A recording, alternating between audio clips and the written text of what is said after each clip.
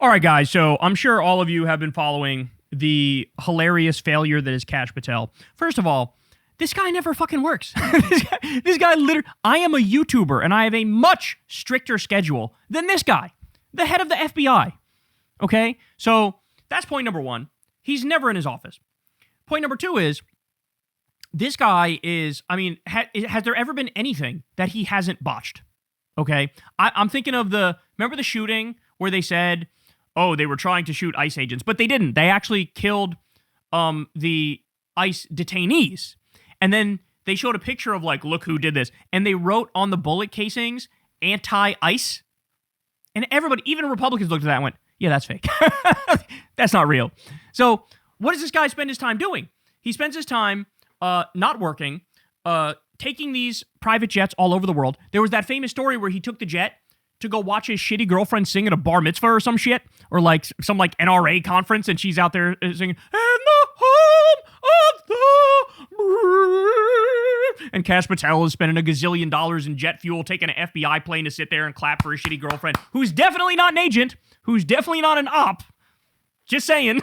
And now, the most recent thing, of course, is bro went to the finals of the Olympics hockey, and USA men's team, of course, beat the Canadian team, and dude was in the fucking acting like he was on the team. He was back there fucking chugging beers, hands up, going, yeah, boys, we did it, boys. You did what? You shut up 7 seconds ago. And also, why are you in Italy? Why are you in Milan? Don't you have more important shit to do? Like, what a joke. What a sick joke. And then, of course, the biggest failure is his whole thing now, he will be known as this for the rest of his life. One of the guys who covered up the elite pedophile, billionaire, sadistic trafficking ring. That's what he is. He's the guy who's covering up the Epstein files. He's the guy who's protecting the Epstein class. Remember him? He was in a committee hearing and he's like, there's no evidence that Epstein trafficked anybody to anybody else but himself, and if that existed, I would have brought the case yesterday. I mean, between him and Pam Bondi, have they ever said a true thing? Pam Bondi's out there, the Epstein files are on my desk, but also we don't even have Epstein files. They don't exist. Thank you very much. What?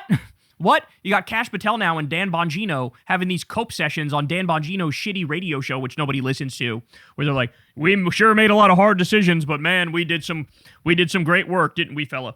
Why are you on Dan Bongino's show? Again, you are currently the head of the FBI. Go do some FBI shit. Like, what is wrong with you? Okay, but all of this, I say all of that to give you this. It actually gets worse. Look at this, released by the Oversight House Democrats. Excuse me, the Senate Judiciary Democrats. A whistleblower just disclosed that FBI experts were delayed by at least a day in deploying to investigate Charlie Kirk's assassination. Why? Because there was an FBI plane and pilot shortage because Kash Patel was using them for personal flights. Bruh. Bruh. You have got to be... What a sick, sad joke of a human being. And by the way, let's be clear. You know who hates this more than anybody else? All those right-wingers. We are Charlie Kirk, we carry the flame. All those people, they're looking at this going, you fucked up the Charlie Kirk investigation. You had one of the most high-profile Republican commentators in the world get fucking murked with a giant hole in his neck, spewing blood everywhere, live in motherfucking 4K. You have 87 different angles of that bitch. You still don't even know what the fuck happened. Nobody believes the official. Literally nobody believes the official. I don't know a single person who said, yes, exactly how the FBI said it went. That's exactly how it went. Nobody believes the official story. Nobody does. You have like gun experts on YouTube going, the weapon they said they used, they definitely didn't use. They don't know what the fuck they're talking about, bro. This is not how his head would be blown clear off his fucking shoulders if they used the gun that they said. So many holes in the official story about, the guy in what's his name? Tyler Robinson? Did I make that up? Is that the guy's name? I don't even remember. It's been a while now, but he put the gun together, then took it apart, then put it back together again when he ran away. And then there's the creepy ass text message that he put out, which sounded like an old FBI agent writing like, my old man is here to see me. I'm going to hop in his vehicle or whatever the fuck he's like. All of it's so fake.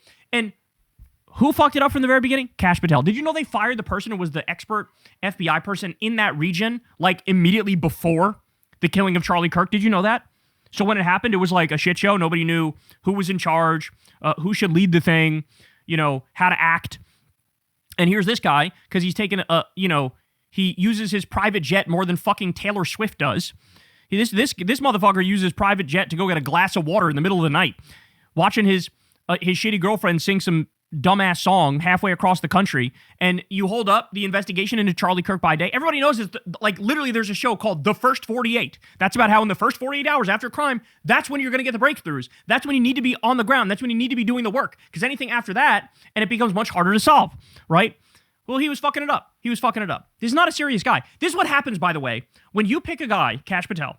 What was he known for? Do you guys know what he was known for? He was known for writing a children's book about how Donald Trump should be king and Hillary Clinton is evil.